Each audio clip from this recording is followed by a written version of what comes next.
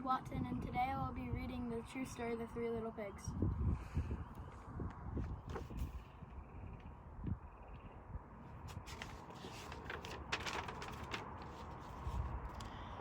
Everybody knows the story of the Three Little Pigs, or at least they think they do. But I'll let you in on a little secret.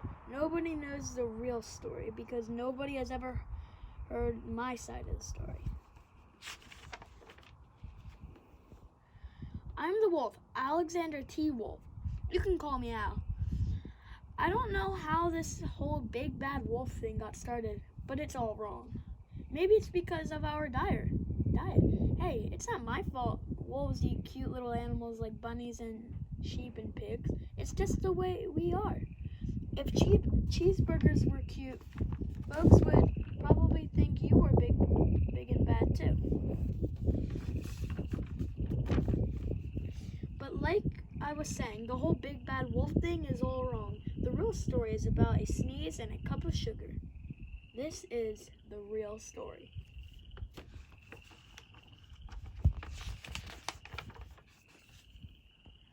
Way back in once upon a time, I was making a birthday cake for my dear old granny. I had a terrible sneezing cold. I ran out of sugar. So I walked down the street to ask my neighbor for a cup of sugar. Now this neighbor was a pig, and he wasn't too bright either. He had built the whole house out of straw. Can't you believe it? I mean, who in his right mind would build a house out of straw? So of course, the minute I knocked on the door, it fell right in. I didn't want to just walk into someone else's home. So I called, little pig, are you in? No answer. I was just about to go home without a cup of sugar for my dear old granny's birthday cake. That's when my nose started to itch. I felt a sneeze coming on. When I huffed and I snuffed and I sneezed a great sneeze.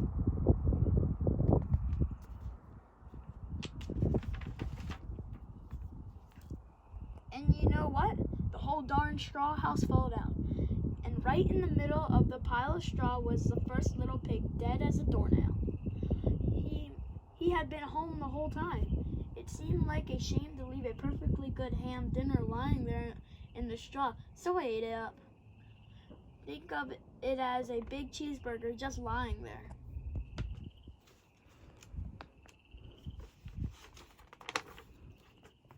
I was feeling a little bit better, but I still didn't have my cup of sugar, so I went to the next neighbor's house. This neighbor was the first little pig's brother.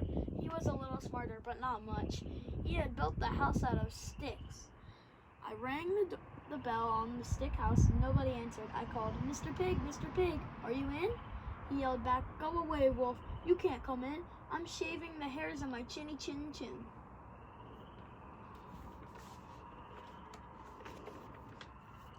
I had just grabbed the doorknob when I felt another sneeze coming on. I huffed and I snuffed and I tried to cover my mouth, but I sneezed a great sneeze. And you're not going to believe it, but this guy's house fell down too, just like his brother's.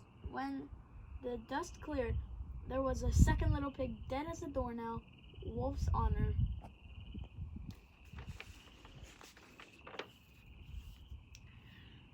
Now you know food will spoil if you just leave it out in the open. So I did the only thing there was to do. I had dinner again. So think of it as second helping. I was getting awfully full, but my cold was feeling a little bit better.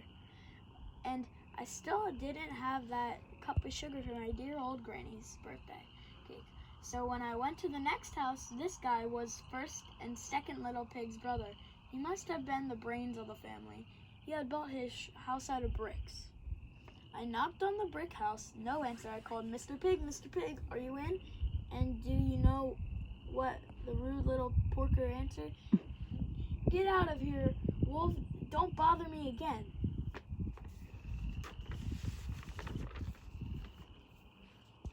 talk about impolite. He probably had a whole stack full of sugar, and he wouldn't give me only even one little cup for my dear, sweet old granny's birthday cake.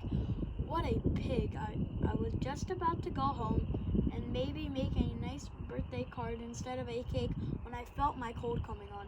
I huffed, and I snuffed, and I sneezed once again. Then the third little pig yelled, "And your old granny can sit on a pin."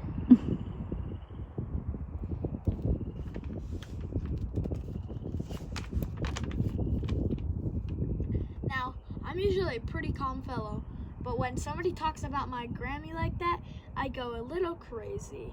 When the cops drove up, of course, I was trying to break down the pig's door, and the whole time I was huffing and puffing and sneezing and making a real scene.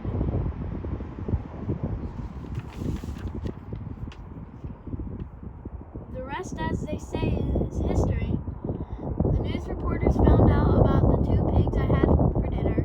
They figured a sick guy going to borrow a cup of sugar didn't sound very exciting, so they jazzed up the story with all of that huff and puff and blow your house down, and they made me the big bad wolf. That's it. That's the real story. I was framed. But maybe you could loan me a cup of sugar.